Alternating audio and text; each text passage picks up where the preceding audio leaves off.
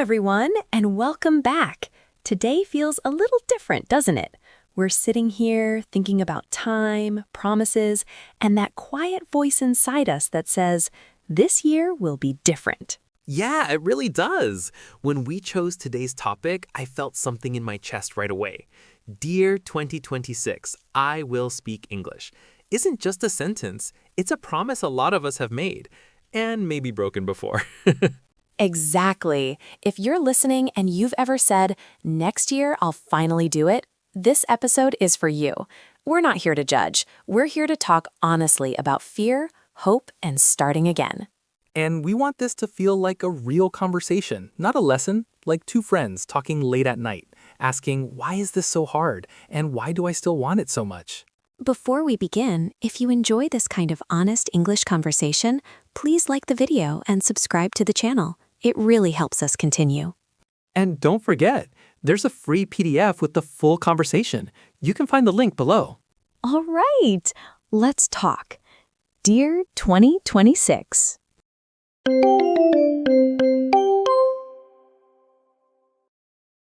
Leo, can I ask you something honestly? When you hear the sentence, I will speak English, what feeling comes first for you? Honestly, a mix of hope and tiredness. Hope because I still believe it's possible. Tiredness because I've said it so many times before. Every January feels like a fresh start, but by March, life gets in the way. I can relate to that. For me, it almost feels personal. Like English and I have a long, complicated relationship. I want it, but I'm also scared of it.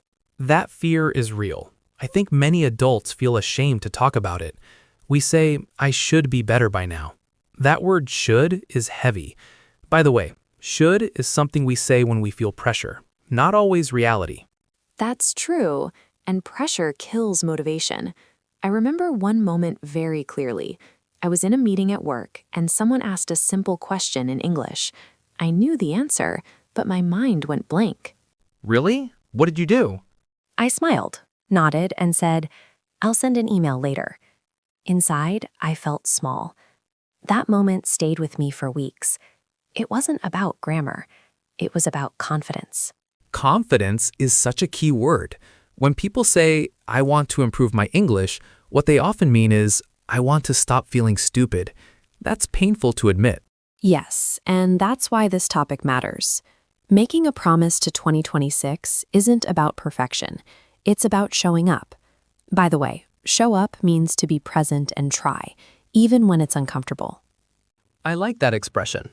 And discomfort is unavoidable. I used to wait for the perfect time. Less work, more energy, less stress. But the perfect time never came. Same here. Life doesn't pause and say, okay, now learn English. I think adulthood makes learning emotional. As kids, we make mistakes and laugh. As adults, mistakes feel like failure. That's so true. I once mispronounced a word during a presentation. Someone corrected me politely, but I replayed that moment in my head all night. Oh, I know that feeling. It's like your brain says, remember this forever. Exactly. But here's something I've learned. Making mistakes is not a sign you're bad at English. It's a sign you're using it. And a sign means proof that something is happening. That's such an important mindset shift. Instead of saying, I failed, we can say, I tried. That small change matters. What about motivation, Sophie? People often ask, how do I stay motivated? I think motivation comes from emotion, not discipline alone. When I imagine myself speaking English freely, traveling, or just watching a movie without subtitles, I feel something. That feeling pulls me forward. I agree. For me, it's about identity. I don't want to be someone who is learning English. I want to be someone who uses English. That difference is powerful. Wow, that's deep, but very real. Changing how we see ourselves changes how we act. And it's okay if progress is slow. Progress doesn't mean fast. It means moving. Even small steps count. Exactly. 5 minutes a day still matters. One sentence spoken is better than silence. So maybe this promise to 2026 isn't dramatic. It's quiet and steady. A promise that says, I won't give up on myself. And that might be the most important language lesson all.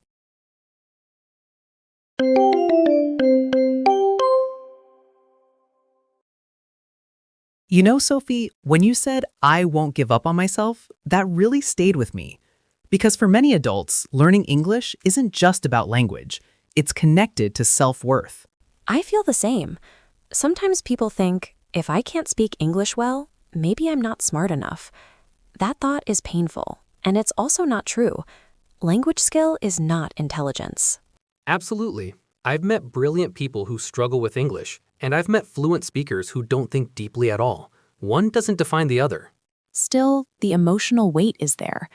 I once avoided a social event because I knew there would be English speakers. I told myself I was busy, but the truth was I was afraid. That kind of avoidance is very common. To avoid means to stay away from something uncomfortable. The problem is, the more we avoid English, the bigger the fear becomes. Yes, fear grows in silence. When I finally spoke, even with mistakes, the fear slowly lost power. Not immediately, but over time. That's such an important point. People expect confidence to come first, but usually action comes first. Confidence is the result, not the beginning. Exactly. And I wish more learners understood that it's okay to sound imperfect. Native speakers don't speak perfectly either. They just don't apologize for it. That's true. I notice learners often say, sorry for my English, before they even start. It's like they're asking permission to exist in the conversation. I used to do that all the time. Now I try to stop myself. Instead, I take a breath and just speak. To take a breath also means to pause and calm yourself. Breathing space is important. Another thing I struggled with was comparison. I will look at others and think, they're so fluent, I'm so far behind. Comparison is dangerous. Everyone's journey is different. Some people started earlier, some lived abroad, some had more chances. That doesn't mean your path is wrong. Exactly. I learned to compare myself only with my past self. Am I better than last year? Even a little? If yes, that's success. I love that. And progress isn't always visible. Sometimes you don't feel improvement, but one day you realize you understand more than before. That moment feels amazing. I remember watching a series and suddenly noticing I hadn't read subtitles for 10 minutes. It felt like a small victory. Those small victories matter so much. They keep you going. To keep going means to continue even when it's hard. What do you think stops people the most, Sophie? Time, fear, or something else? I think it's guilt. People miss a few days, then a few weeks, and they think, I failed again. That guilt makes them quit completely. That's so true. But missing days is normal. Life happens. Consistency doesn't mean perfection. Exactly. Consistency means returning. You fall, you stand up again. That's all. I like that image. And learning English as an adult requires kindness toward yourself. We're often kinder to others than to ourselves. Yes, if a friend said, I'm struggling with English, we wouldn't say, you're lazy. We'd say, it's okay, keep trying. So maybe the real lesson for 2026 is learning how to talk to ourselves better. I think so. English becomes easier when the inner voice is supportive, not critical. Another thing I realized is that English doesn't need to be perfect to be useful. Communication is the goal, not sounding like a textbook. That's a great reminder. Real conversations are messy. People interrupt, repeat, change ideas, and that's okay. When learners accept that, they relax more. And when you relax, your brain works better. Relaxation is underrated in learning. Stress blocks memory. Calm opens it. So, if someone listening right now feels stuck, what would you say to them? I'd say this. You're not late, you're not broken, and you're not alone. Start where you are, not where you think you should be. That's powerful. And I'd add, speak before you feel ready. Read, listen, and speak imperfectly. That's how real learning happens. Dear 2026 doesn't need big promises. It needs honest effort and patience. And maybe a little courage every day. Just a little. That's enough.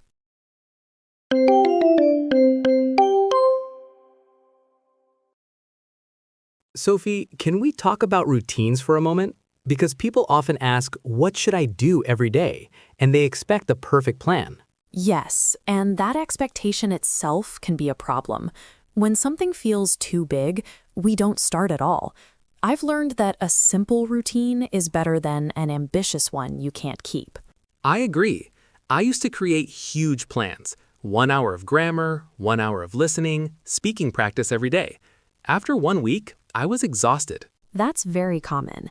Instead, I started asking myself, what can I do even on my worst day? Sometimes the answer was just listening to 5 minutes of English while making coffee. That's such a good question. Worst day thinking removes pressure, and 5 minutes feels doable. By the way, doable means something you can realistically do. Exactly. And once you start, 5 minutes often becomes 10. Not always, but sometimes. And sometimes is enough. Another thing that helped me was connecting English to real life. Not just lessons, but emotions. For example, listening to music that I actually like. Yes, learning doesn't have to be boring. I started following people online who talk about topics I care about. Suddenly, English wasn't a task. It was a window into other lives. That's a beautiful way to describe it. A window. When learning feels meaningful, motivation grows naturally. Motivation also grows when you stop waiting for permission. Many learners think, I'll speak when I'm good enough. But good enough keeps moving. That's so true. There's no finish line where someone gives you a certificate and says, now you may speak. You decide that moment yourself. I remember my first real conversation with a stranger in English. I was nervous, my sentences were simple, but the other person understood me. That feeling was empowering. Empowering is a great word. It means you feel stronger and more capable. Those moments change how you see yourself. And once your identity shifts, habits follow. You start thinking, I'm someone who speaks English sometimes. And later, I'm someone who speaks English. Identity is powerful. That's why I encourage learners to say out loud, I speak English, even if it feels strange at first. Yes, words shape reality. Speaking kindly to yourself isn't fake. It's training your mind. What about mistakes, Sophie? I know we talked about them before, but they deserve more attention. Definitely. I think we need to normalize mistakes. When a child makes a mistake, we smile. When an adult does, we judge ourselves. That's unfair. Very unfair. Mistakes are feedback, not failure. Feedback means information that helps you improve. Exactly. When someone corrects you, it doesn't mean you're bad. It means you're learning. I used to feel embarrassed when corrected. Now I say thank you and move on. That small change made a big difference emotionally. That's a great habit. It removes shame from the moment. And shame is one of the biggest blockers in learning. Another blocker is overthinking. Thinking about grammar while speaking can freeze you. Yes, grammar is important, but communication comes first. Children speak before they know rules. Adults can do that too. I like to tell learners, speak first, fix later. Your brain learns patterns through use. That's such good advice, and listening helps a lot with that. The more you listen, the more natural sentences feel. Exactly. Listening trains your ear. To train your ear means to get used to the sounds and rhythm of a language. And that takes time. There's no shortcut. But time passes anyway. So the question is, where do you want to be in 2026? That question is powerful. 1 year from now, 2 years from now, you'll still be you. The only difference is whether you kept your promise or not. And keeping a promise to yourself builds trust. Self-trust is very important. When you trust yourself, starting becomes easier next time. So, Dear 2026 is really a letter about trust, patience, and courage. And about choosing progress over perfection, again and again. Even when you're tired, even when you feel slow. Especially then. Because that's when it matters most.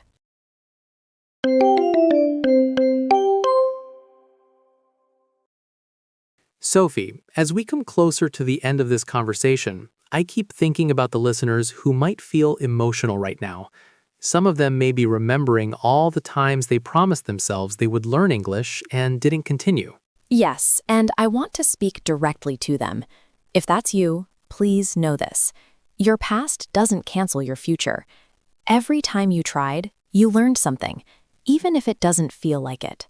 That's such an important message. Learning isn't a straight line. It's messy, emotional, and full of pauses. Pauses don't mean the story is over. Exactly. A pause is not the same as quitting. Many people confuse those two. You can stop for a while and still come back. I've stopped many times, and every time I returned, I felt a little wiser. I knew what didn't work for me, and that knowledge mattered. That's experience, and experience is valuable. When someone says, "I've tried everything," I think, no, you've learned a lot. That's a beautiful reframe. To reframe means to look at something from a new, more helpful perspective. Perspective changes everything.